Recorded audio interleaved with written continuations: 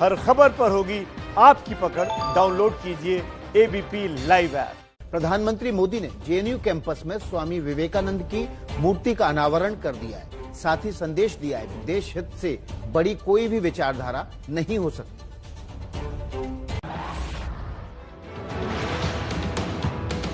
आज तक आपके आइडियाज की, डिबेट की, डिस्कशन की जो भूख साबरमती ढाबे में मिटती थी, अब आपके लिए स्वामी जी की इस प्रतिमा की छत्र छाया में एक और जगह मिल गई है। क्या वामपंथ की नर्सरी माने जाने वाले गढ़ जेएनयू में एक नई विचारधारा की बीज को पीएम मोदी ने विवेकानंद की प्रतिमा के जरिए बो दिया है? सवाल इसलिए क्योंकि जिस विवेकानंद की प्रतिमा का विरोध जेएनयू में हुआ, जिस प्रतिमा के लिए पिछले साल बीजेपी के बहाने अपशब्द लिखे गए, उसी प्रतिमा का पीएम मोदी ने जेएनयू में अनावरण कर दिया। जो एक सीमित गुट बना हुआ है, वो एक ऊपरी मानसिकता के लोग हैं जो रियल ना जानकर एक नजरिया बना दिया है, जो वो कुछ अपने ही नजरिए को लोगों पे थोपते रहते हैं। उसी जेएनयू कैंपस में हजारों छात्रों की भीड़ पीएम मोदी के विवेकानंद की विचारधारा पर दिए बयान को गौर से सुन रही थी। किसी एक बात जिसने हमारे देश की लोकतांत्रिक व्यवस्था को बहुत बड़ा नुकसान पहुंचाया है, वो है राष्ट्रहित से ज्यादा प्राथमिकता अपनी विचारधारा को देना। क्योंकि मेरी विचारधारा ये कहती है, इसलिए देश हित के मामलों में भी मैं इसी सांचे में सोचूंगा, इसी दायरे में काम करूंगा।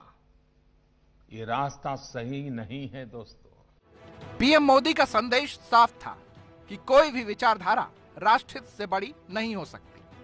भारत की 21वीं सदी तभी होगी जब भारत में इस प्रकार की मानसिकता के लोग जो अपनी विचारधारा के साथ जिएं, आर्गुमेंट करें, अपनी विचारधारा के साथ डिस्कशन करें, लेकिन अपनी विचारधारा के साथ साथ भारत को खंडित करने का सपना ना देखें।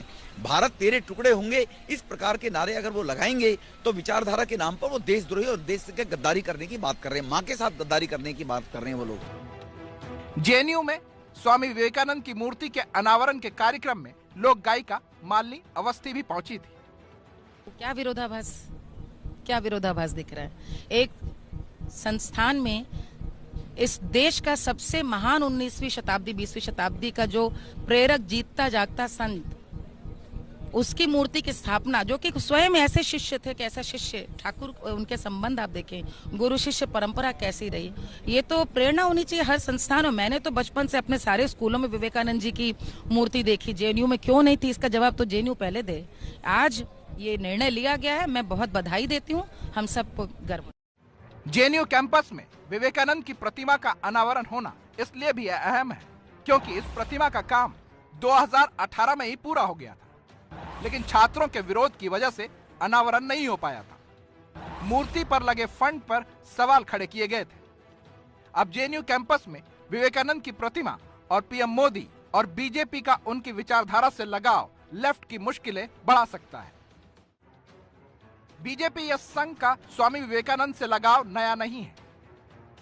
दोनों विवेकानंद को वैचारिक प्रेरणा के रूप में देखते हैं। मोदी भी हमेशा से सांस्कृतिक राष्ट्रवाद के अपने विचारों के लिए विवेकानंद को मार्गदर्शक बताते आए हैं। महात्मा गांधी के नेतृत्व में हर विचारधारा के लोग एक साथ आए थे। उन्होंने देश के लिए एक साथ संघर्ष किया था।